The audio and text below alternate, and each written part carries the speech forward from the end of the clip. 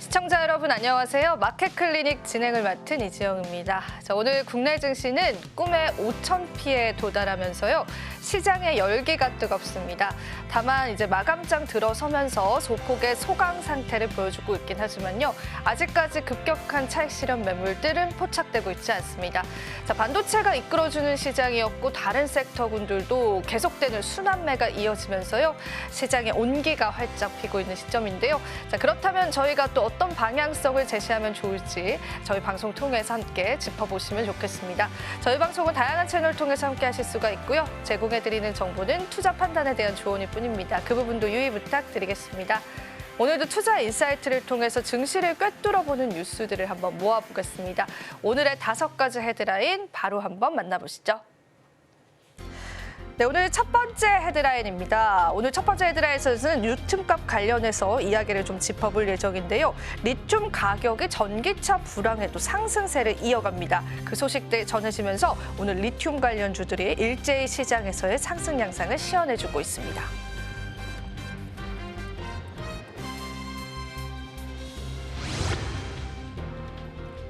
뷰티 업계가 아시아를 넘어서 미국과 유럽 등의 해외 진출을 가속화하고 있습니다.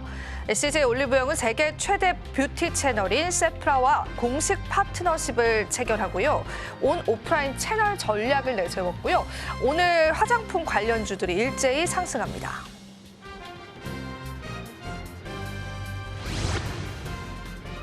과기정통부가 핵융합 기술 개발에 1,124억 원을 투입합니다. 이는 지난해보다 99% 많은 규모로 핵융합 전력 생산 시기를 앞당긴다는 계획이고요. 오늘 관련주들이 일부 움직임들을 보여주면서요. 시장 상승 이끌고 있습니다.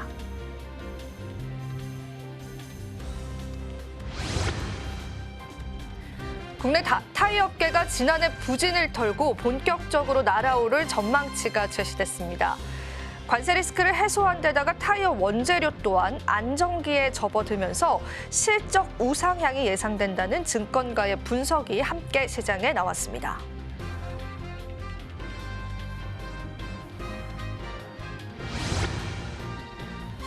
인공지능 기본법이 22일부터 시행됐습니다. 포괄적인 법령으로는 세계 최초의 시행인데요. AI 기술이 개화하려는 시점에서 규제법이 생겼다는 데서 시장은 촉각을 곤두세우고 있고요. 오늘 AI 인공지능 관련주들 일제히 상승 양상을 시연하고 있습니다.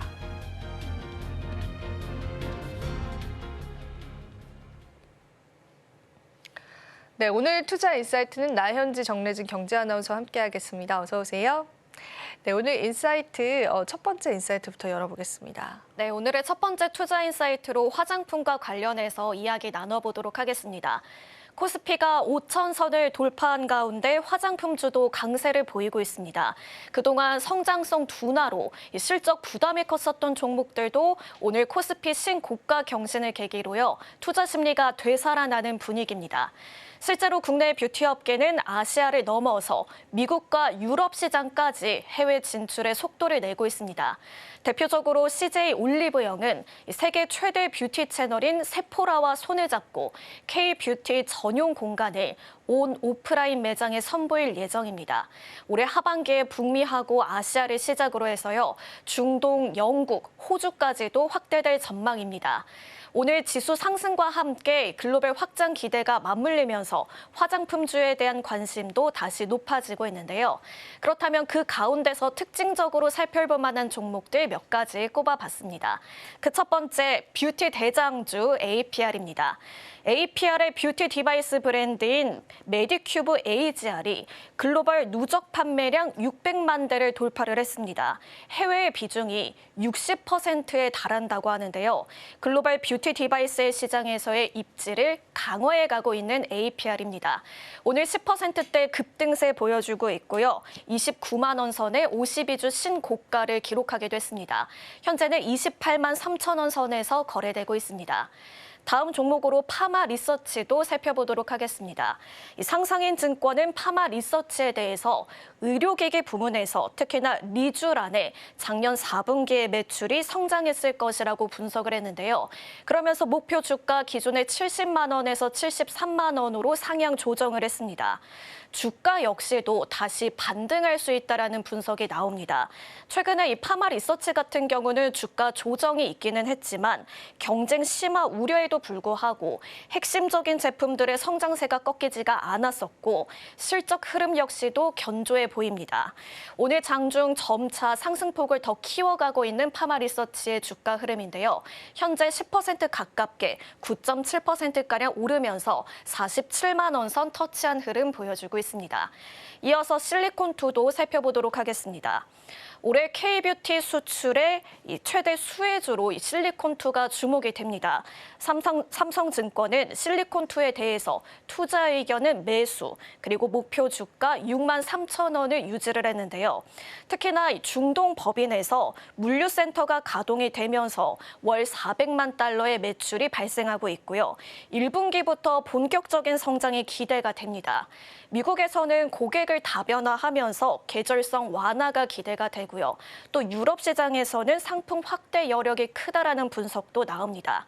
오늘 실리콘2 역시도 빨간불 켜내고 있습니다. 현재 1.7% 오른 4만 8천 원 선에서 거래되고 있습니다. 이어서 다른 화장품 관련된 종목들 오늘 어떤 주가 흐름 보여주고 있는지 전체적으로 살펴보도록 하겠습니다. 오늘 화장품주들 대체로 상승불을 켜내고 있는데요. 먼저 아모레퍼시픽 6.6%가량의 강한 시세 보여주고 있습니다. 현재 12만 7천 원 선 지나가고 있고요. LG생활건강도 오랜만에 빨간불 켜내고 있습니다. 1.4% 오른 27만 원 선에서 거래되고 있습니다. 클래시스 2.2%대, 코스맥스 3.7%대, 달바 글로벌 역시도 6%대 상승세 보여주고 있습니다. 다음 장도 살펴보도록 하겠습니다. 이 한국콜마 같은 경우는 미국 이스트만과 협력을 해서 친환경 화장품 소재 개발에 나서기도 했는데요. 현재 2.7%대 상승세 보여주면서 6만 6천 원 선 지나가고 있고요. LNC 바이오와 네이처셀도 역시나 2%대 상승세 보여주고 있습니다. 오늘 코스메카 코리아가 10.5%가량 오르면서 조금 더 상승 탄력을 보여주고 있고요. 펜텍 코리아 역시도 10% 가깝게 9%대 상승세 보여주면서 현재 5만 9천 원 선에서 거래되고 있습니다. 이렇게 오늘 시장에서 대체로 강세를 보여주고 있는 화장품주 짚어봤습니다. 이어서 다음 투자인사이트 나연지 경제 아나운서가 준비해주고 있는데요. 이어서 오늘 어떤 내용 살펴보도록 할까요? 네, 오늘은 타이어와 관련한 이슈를 준비해봤습니다. 국내 타이어 업계가요, 지난해 부진을 딛고 본격적인 실적 회복 국면에 들어섰다라는 평가를 받고 있습니다. 관세 리스크가 완화된 데다가 원재료비와 물류비까지 안정되게 되면서 실적 우상향 환경이 갖춰졌다라는 평가인데요.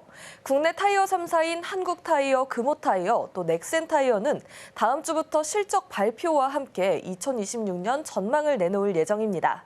시장의 기대감도 점차 높아지고 있는 모습인데요.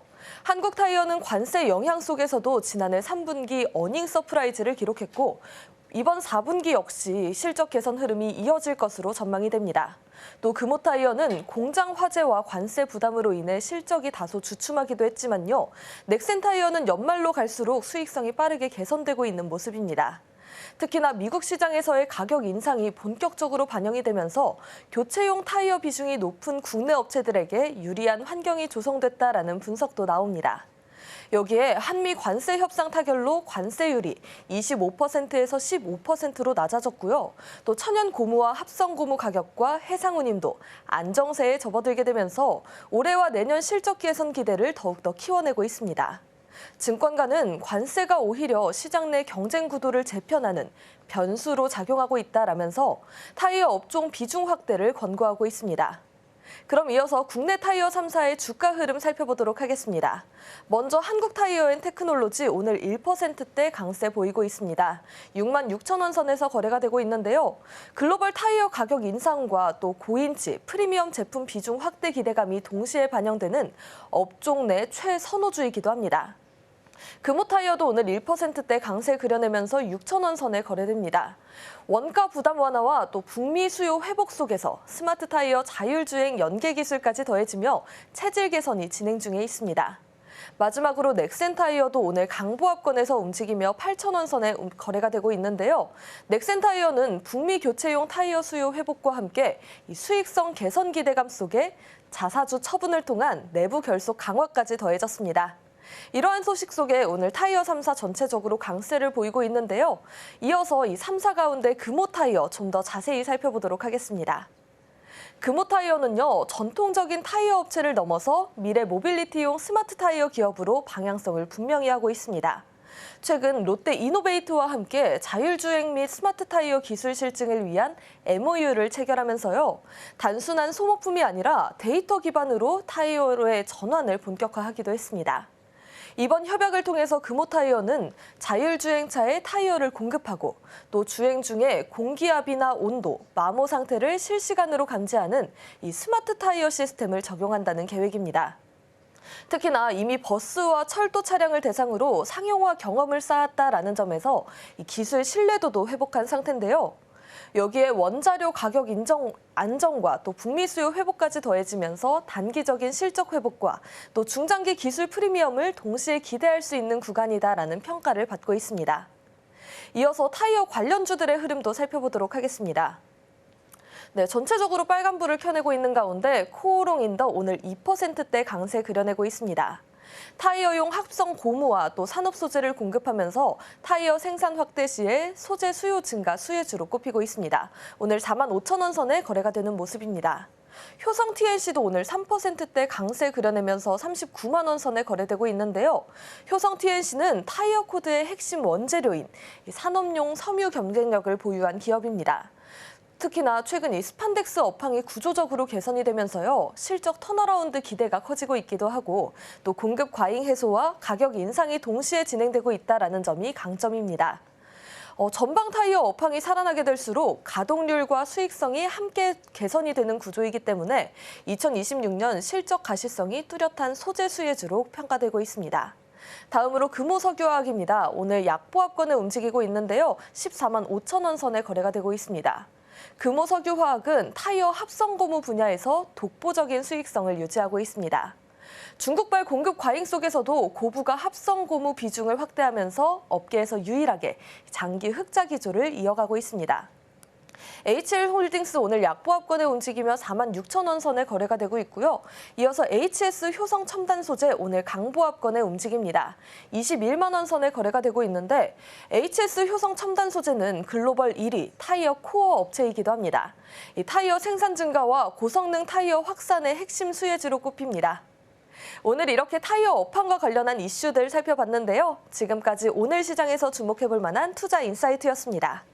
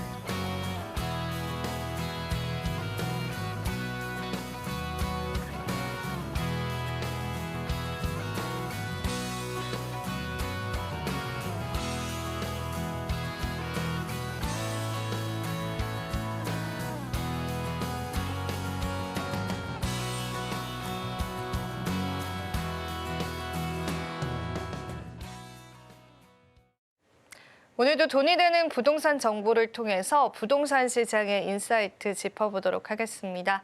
자, 오늘 같은 경우에는 우리가 평수 대비해서 프리미엄을 받고 있는 초소형 아파트 집값에 관해서 짚어볼 텐데요. 바로 한번 내용 만나보겠습니다. 자, 최근 들어서 초소형 아파트 가격이 신고가를 달성하고 있습니다. 지금 서울에 벌어지는 대반전의 시장이다라는 그런 평가가 있더라고요. 사실 최근에 서울 핵심 입지에서는 초소형 아파트가 신고가 행진을 이어오고 있는데요. 이런 현상이 왜 일어나고 또 앞으로의 시장 상황은 어떻게 될지를 같이 짚어보겠습니다. 자, 일단 1인 가구 그리고 맞벌이 가구들이 좀 많아지게 되면서 혹은 이제 자녀가 있다고 하더라도 대부분 이제 한 명의 자녀만 두는 경우가 많다 보니까 평수 자체는 작은 평수를 선호하는 경우도 있게 되고요. 또 이제 대형 아파트나 중형 아파트들의 가격이 너무 크게 나면서 대출 규제까지 들어가자 또 다른 선택지로서 초소형 아파트를 선택하는 경우가 상당히 많아졌다고 보시면 되겠습니다. 자, 다음 장 바로 한번 살펴볼게요. 이제 송파나 강남 쪽이 역시나 초소형 아파트가 아파트 집값을 좌우하는 게 확인이 됐습니다.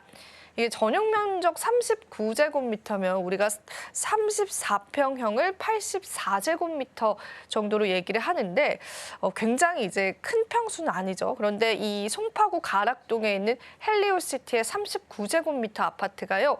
18억 2,500만 원의 신고가를 최근에 기록하게 됐습니다. 정부의 대출 규제에도 불구하고 이 중형 아파트뿐만 아니라 초소형 아파트까지도 신고가 거래가 나오고 있다는 부분들이 또 시장에서는 의아한 하나의 포인트가 된 것 같습니다. 무려 2개월 만에 3,500만 원이 상승을 하게 됐고요. 현장의 호가는 20억 원을 상회하기도 했습니다. 하지만 이제 실거래가로 봤었을 때는 18억 정도의 거래가 된 것으로 확인이 되고 있습니다. 자, 그리고 조금 더 높은 평수인 전용 면적 49제곱미터가 23억 4,500만 원에서 24억 5천만 원에 거래됐습니다. 그리고 사실 이제 토지 거래 허가를 지금 현재 대기 중이기 때문에 실제로 거래가 완전히 마무리된 상태는 아니지만요. 또 한 번 최고가의 거래가 이 중소형 아파트에도 나오게 된 겁니다.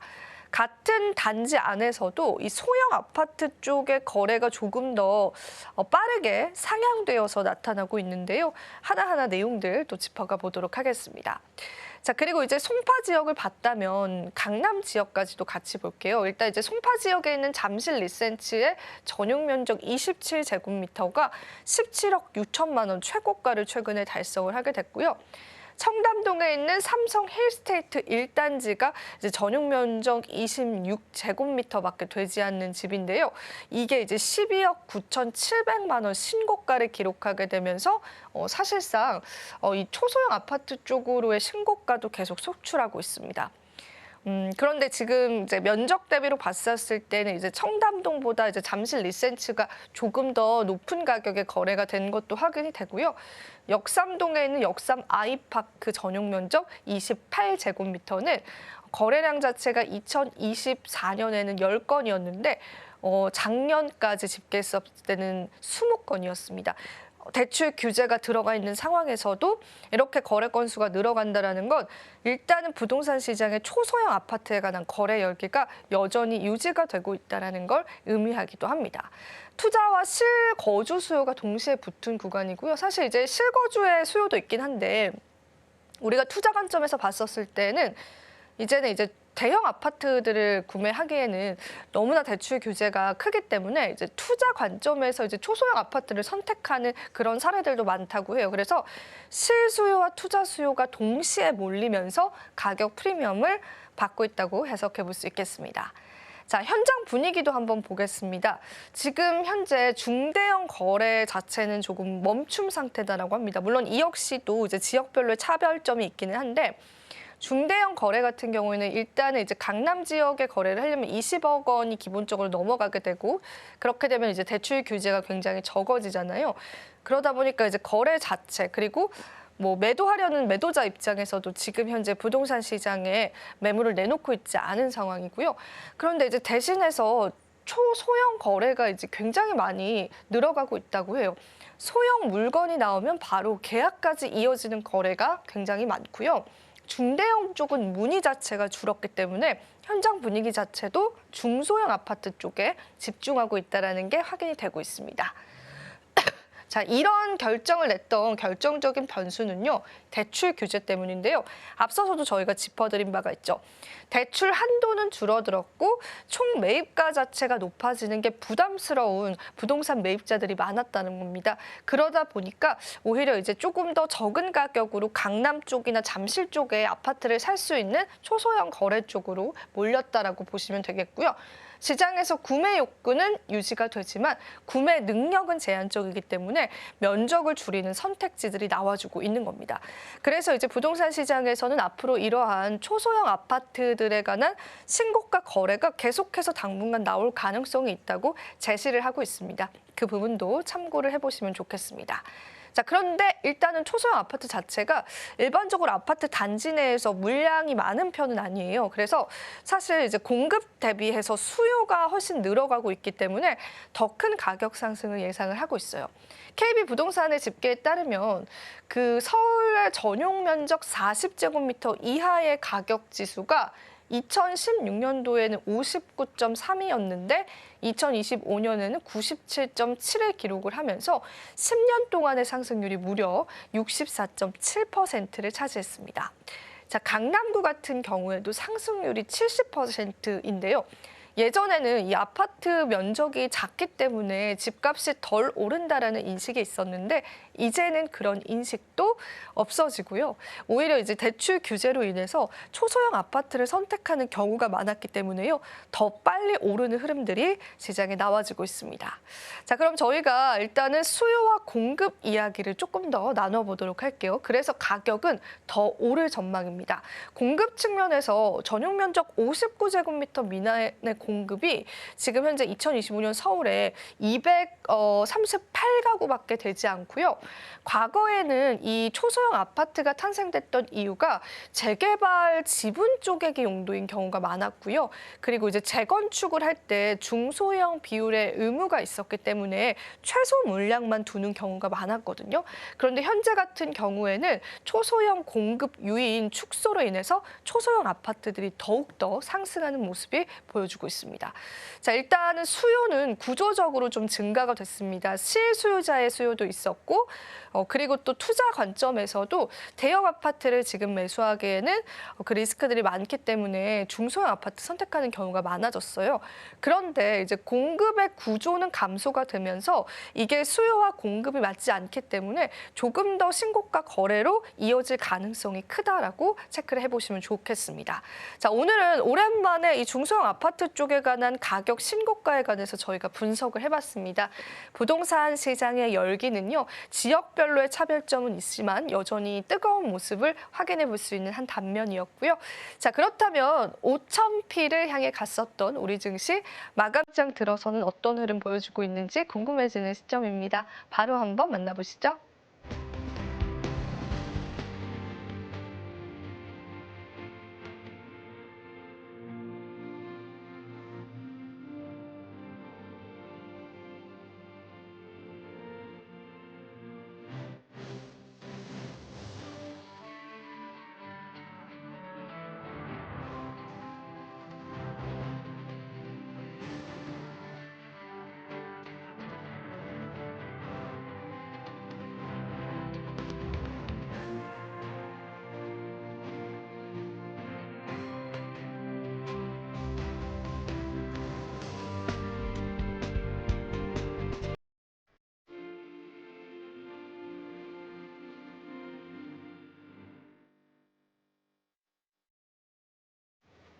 마켓 투자 키워드 시간입니다. 오늘의 투자 키워드는 나현지 정래진 경제 아나운서와 함께하겠습니다. 어서 오세요.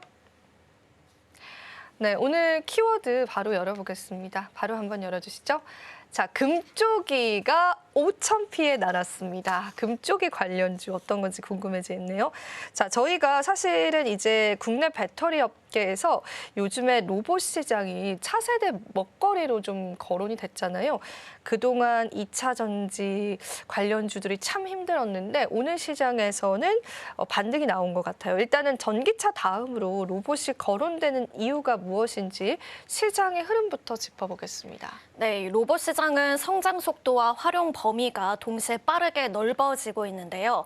과거에는 제조 공장에서 쓰이던 산업용 로봇이 중심이었었다면 최근에는 또 물류센터의 자율주행 로봇, 매장의 서비스 로봇, 나아가서 사람 형태의 휴머노이드까지도 그 영역이 확장이 되고 있습니다. 시장 조사업체들은 이 휴머노이드 로봇 시장이 2030년까지 매년 45% 이상 성장을 해서요. 약 660억 달러 규모에 이를 것으로 보고 있습니다. 산업용 로봇 시장 역시도 2033년까지 연평균 30% 가까운 성장이 예상이 됩니다. 이렇게 로봇이 늘어날수록 배터리의 수요도 자연스럽게 늘어나게 되는데요. 로봇은 전기로 움직이기 때문에 이 배터리의 성능이 곧 작동 시간과 활용성을 좌우를 합니다. 특히나 휴머노이드는 공간, 또 무게의 제약이 크기 때문에 에너지 밀도가 특히나 높은 이 3원 개 배터리가 주목을 받는데요. 이 분야에서 경쟁력을 가진 국내 배터리 업체들이 주목을 받는 이유기도 합니다. 최근에 2차 전지 업종 정말 말 그대로 금쪽이라는 말이 딱 맞지 않았나 싶을 정도로요. 대규모의 수주 취소, 전기차 성장 둔화 같은 악재가 상당 부분 주가에 반영됐다는 평가 속에서 저점 인식이 형성이 되고 있습니다. 여기에 또 CES 이후에 로봇 산업이 핵심적인 테마로 부상을 하면서요. 휴머노이드와 산업용 로봇의 수요 확대가 업종 반등의 새로운 동력으로 제기가 됩니다. 네, 최근에 코스피 지수가 5,000선을 돌파를 하면서 그동안 소외됐었던 2차 전지 관련주에도 수급이 확인이 됩니다. 증권가에서는 단기 악재는 이미 주가의 상당 부분 반영이 됐고 로봇 산업이 새로운 반등의 열쇠가 될 수 있다. 즉 새로운 국면으로 2차 전지주를 바라볼 만하다라는 의견이 있습니다. 이 움직임들부터 좀 살펴볼까요? 네, 오늘 대형주 중심의 상승세가 여전한 가운데 2차 전지의 반등에 특히나 부각이 되고 있는데요. 관련주로 먼저 LG에너지솔루션 살펴보도록 하겠습니다. LG에너지솔루션은 테슬라의 휴머노이드 로봇인 옵티머스하고 관련해서 로봇 전용 배터리의 사양을 긴밀하게 검토하고 있는 것으로 알려집니다. 에너지 밀도, 열 관리 성능을 끌어올린 전용 셀을 적용할 가능성을 점검하는 단계고요. 나중에 이제 또 옵티머스의 대량 생산이 본격화될 경우에 중장기적인 수혜 가능성이 언급이 되기도 합니다. 오늘 LG에너지솔루션 같은 경우는 4%대 상승세 보여주고 있고요. 이어서 또 삼성 SDI도 살펴보면 이 삼성 SDI는 현대차 그룹과 손을 잡고 로봇 전용 배터리를 공동 개발하는 데 나섰습니다. 이미 이동형 로봇인 모베드 그리고 배송 로봇인 다리의 배터리를 공급해 왔었고요. 앞으로 이제 보스턴 다이내믹스의 휴머노이드죠. 아틀라스 같은 양산형 로봇 시장 진입까지도 노리고 있다라고 보여집니다. 여기에 2027년에 전고차 배터리를 상용화하겠다라는 목표 역시도 로봇 시장에서 기술 프리미엄을 키우는 대목입니다. 오늘 삼성 SDI가 정말 크게 반등을 해주고 있는데요. 현재 두 자릿수의 상승세 보여주고 있습니다. 18% 넘게 상승하면서 38만 원 선에서 거래되고 있고요. 또 소재 쪽도 한번 살펴보면 포스코퓨처엠이 휴머노이드용 첨단 소재 개발로 중장기적인 수혜주로 분류가 되고요. 또 이수 스페셜티 케미컬 에코프로비엠 이렇게 전고차 배터리 그리고 휴머노이드 수요 확대 기대 속에서 관심이 이어지고 있습니다. 오늘 이수 스페셜티 케미컬이 16%가량 현재 상승하고 있고요. 포스코퓨처엠도 8% 가깝게, 에코프로비엠도 6%대의 강세 보여주고 있습니다.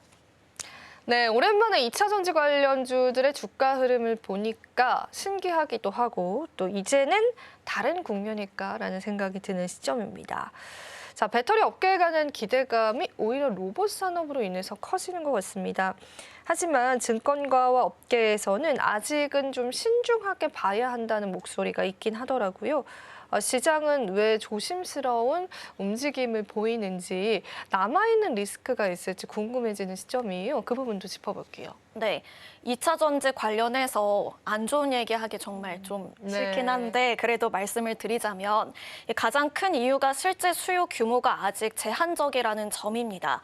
휴머노이드가 전기 구동 방식을 채택을 하면서 배터리가 필수 부품으로 떠오른 건 맞지만 이 로봇 한 대에 들어가는 배터리 용량이 2에서 3kWh 수준이거든요. 그런데 이제 전기차 한 대에 들어가는 경우는 60kWh 정도입니다. 그래서 전기차와 비교를 했을 때는 이 로봇에 들어가는 배터리가 상당히 작은 편이고요. 증권가의 분석에 따르면 로봇 한 대당 배터리의 탑재량은 전기차의 약 2에서 3% 수준에 불과하고 2030년 기준 로봇형 배터리의 수요 역시도 전체의 0.5% 안팎으로 추정이 됩니다. 또 지금 휴머노이드 같은 경우는 아직 본격적인 대량 양산 단계라기보다는요. 시험 또 초기 상용화 단계에 가깝습니다. 그래서 출하량 전망이 제한적인 데다 실제로 어느 정도 규모로 확산될지에 대해서도 의견이 엇갈리고 있습니다. 여기에 로봇 업계의 당면 과제는 배터리 성능보다도 다른 정밀 제어라든지 구동 안정성, 인공지능 기술에 더 가깝다는 평가도 나오는데요. 결국 휴머노이드는 배터리 산업에 있어서 장기적인 가능성이 여전히 열려 있기는 하지만 단기적인 수요로 이어지기에는 아직 조금 더 시간이 필요하다라는 시각이 우세합니다. 그래서 시장에서는 과도하게 기대를 하기보다도 출하량과 기술 표준이 구체화되는 과정을 차분히 지켜봐야 한다. 이런 신중론도 함께 제기가 되고 있습니다. 네, 신중하게 그래도 바라볼 필요 있겠습니다. 자, 이번에는 양극재 업계 쪽으로 시선을 한번 옮겨볼게요. 지난해 4분기 실적을 보면은 업체마다 희비가 엇갈렸고요. 전기차 둔화 속에서 ESS와 로봇 같은 신성장 사업 대응력이 중요해졌다는 평가가 나옵니다. 양극재 업계 현재 상황과 올해의 관전 포인트를 어떻게 좀 정리해 볼 수 있을까요? 네, 이 4분기 양극재 업종은 한마디로 말씀을 드릴 때요. 전기차의 둔화 속에서 대안을 가진 업체와 그렇지 못한 업체들 간의 희비가 엇갈린 모습입니다. 먼저 에코프로비엠은요. 매출하고 영업이익 모두 흑자 전환이 예상이 되지만 미국 전기차 보조금도 종료가 되고 또 SK온, 삼성 SDI와 향 물량이 감소하면서 분기 기준으로 봤을 때 성장세는 둔화가 된 모습입니다. 다만 헝가리 공장 가동, 유럽 시장 대응, LFP 고객사 검증 등을 통해서 중장기적인 사업 방향성은 유지하고 있다라는 평가가 나옵니다. 포스코 퓨처엠 역시도 전기차 시장의 둔화에 그 영향을 피하지 못했습니다. GM의 얼티엄 셀즈 공장 가동 중단, 그리고 삼성 SDI 전기차 물량 감소가 부담으로 작용을 했는데요. 그럼에도 불구하고 CNGR 피노하고 LFP 양극재 합장 법인을 통해서 ESS 시장으로 이제 대응을 속도를 내고 있습니다. 반면 LNF 같은 경우는 상대적으로 선방을 했다라는 평가가 나옵니다. SK온향 물량이 감소됐음에도 불구하고 테슬라향, NCM의 양극재 출하가 이를 상당 부분 상쇄를 했습니다. 특히나 자회사인 LNF 플러스를 통한 LFP ESS용 양극재 양산이 올해 본격화가 된다면 실적 차별화 가능성이 거론이 됩니다. 결국 양극재 업계는 전기차 의존도를 낮추고 ESS, 로봇으로 얼마나 빠르게 포트폴리오를 확장하느냐가 앞으로의 관건이 될 것으로 보입니다. 네. 자, 이번에는 저희가 ESS 쪽도 이야기 나눠볼게요. 사실 2차 전지를 최근에 그나마 반등을 이끌었었던 건 ESS 사업 분야였는데요. 정부가 추진하는 1조 원가량의 ESS 중앙 계약 시장 입찰에 국내 배터리 3사가 모두 다 뛰어들면서 경쟁이 굉장히 치열해지고 있습니다. 이번 수주전에는 어떤 포인트가 핵심이고 기업별로의 전략은 어떻게 될까요? 네, 이번 ESS 중앙계약시장 입찰은 그 규모만 1조 원에 이르는 대형 사업인데요. 그래서 배터리 업계 전반적으로 여기에 이제 관심이 집중이 되고 있습니다. 이번 입찰의 가장 큰 특징은 가격보다도 안정성 그리고 국산화의 비중이 크게 높아졌다라는 겁니다. 지난해 이제 공공 ESS 화재 사고 이후에 평가 기준이 다소 조정이 되면서 가격하고 비가격의 요소 비중이 50대 50으로 이렇게 바뀌었거든요. 그러면서 국내 생산 여부라든지 화재 안정성이 핵심적인 변수로 떠오르기도 했습니다. 이러한 흐름 속에서 LG에너지솔루션은 충북 오창 공장에서 ESS용 LFP 배터리를 국내 최초로 양산을 하겠다라는 계획을 내세우고 있습니다. 이 화재 안정성이 높은 LFP 배터리를 국내에서 생산을 해서 산업 기여도와 안정성 평가를 동시에 충족을 하겠다라는 전략입니다. 삼성 SDI 같은 경우는 울산 사업장에서 생산하는 NCA 각형 배터리와 열 전파 차단 기술, 일체형 ESS 솔루션을 앞세워서요, 안정성 중심으로 접근성을 이어가고 있습니다. SK온 역시도 서산 공장에 ESS용 LFP 배터리 생산 라인을 구축을 하면서 국산화를 이제 해가는데 대응을 하고 있습니다. 업계에서는 이번 입찰이 단순한 일회성 수주전이 아니라요, 향후에 ESS 시장에서의 입지 그리고 장기적인 수익성을 가늠할 수 있는 중요한 분기점이 될 것으로 보고 있습니다. 네, 이렇게 저희가 오늘 첫 번째 키워드 체크를 해봤습니다. 이어지는 두 번째 키워드는 나연지 경제 아나운서와 이야기 나눠볼게요. 자, 오늘의 두 번째 투자 키워드는 원전주 관련해서 짚어보겠습니다. 자, 오늘 코스피가 사상 최초로 5,000포인트 돌파하는 역사적인 날이었습니다. 반도체가 숨고르기에 들어간 사이에 이 지수를 끌어올렸던 주역이 오히려 원전주였는데요. 이재명 대통령의 신주 원전 건설 발언과 최근에 발표가 됐었던 대국민 여론조사가 시장에 영향을 미친 것 같아요. 어떻게 구체적으로 영향을 미쳤을까요? 네, 오늘 우리 증시는요, 코스피가 5,002선을 터치하면서 역사적인 5,000피 시대를 열기도 했습니다. 최근 반도체 대형주들이 고점 부담으로 조정을 받고 있는 사이에 원전과 방산 같은 이른바 포스트 반도체 주도주들이 지수 하단을 탄탄하게 받쳐준 게 주요했는데요. 특히나 이재명 대통령이 이 국무회의에서 원전 2기와 SMR 1기, 이 신규 건설을 직접적으로 언급하며 강력한 정책 추진 의지를 보인 것이 결정적인 기폭제가 됐습니다. 이 대통령은 전력 문제 해결을 위한 전면 돌파 의지를 확고히 하면서 신규 원전 건설에 대한 국민적 지지가 압도적이다라는 점을 강조했는데요. 실제로 어제 발표된 기후에너지환경부의 여론조사 결과를 보면요, 이러한 발언의 근거가 명확하게 드러납니다.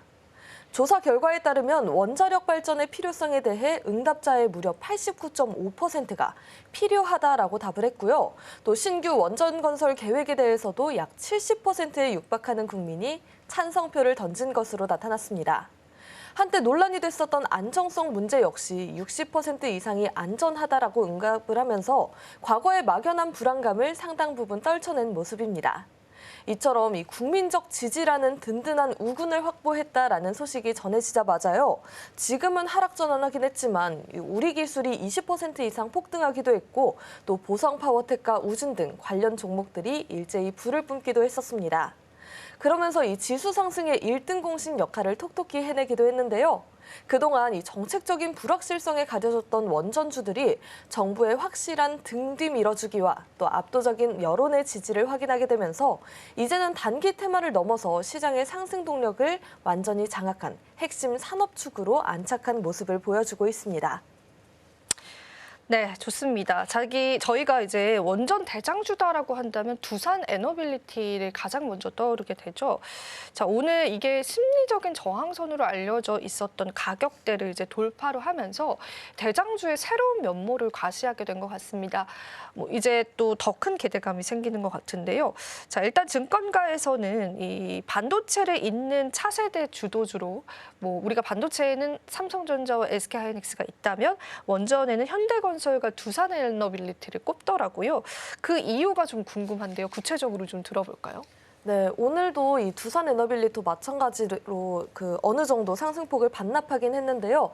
오늘 이 두산에너빌리티가 95,000원이라는 심리적 마지노선을 뚫어낸 건요, 원전 섹터 전체의 수급 지도가 바뀌고 있다라는 중요한 신호로 읽힙니다. 말씀하신 이 현둔업일이라는 단어는요, 이제 원전주가 단순한 테마를 넘어서 시장의 실질적인 주도주로 안착했다라는 걸 의미하기도 합니다. 전문가들은 2026년을 원전 현실화의 원년이다라고 명명하는 이유가 있는데요. 지금까지의 기대감이 이제는 실제 수주와 착공이라는 숫자로 증명되는 시기이기 때문입니다. 특히나 AI 데이터 센터가 기하급수적으로 늘어나면서 막대한 전력을 안정적으로 공급할 수 있는 원전의 전략적 가치는 그 어느 때보다 높아져 있는 상태입니다. 여기에 트럼프 행정부의 원전 증설 행정명령이라는 이 강력한 미국발 훈풍까지 더해지게 되면서 세계 최고 수준의 건설 역량을 갖춘 우리 기업들에게는 40년 만에 찾아온 거대 사이클에 문이 열린 거나 마찬가지입니다. 단순히 국내 정책 수혜를 넘어서 글로벌 수주 전쟁에서 승전보를 울릴 수 있는 실질적인 체력을 갖췄다라는 점이 투자자들에게는 가장 매력적인 요소로 다가오고 있습니다.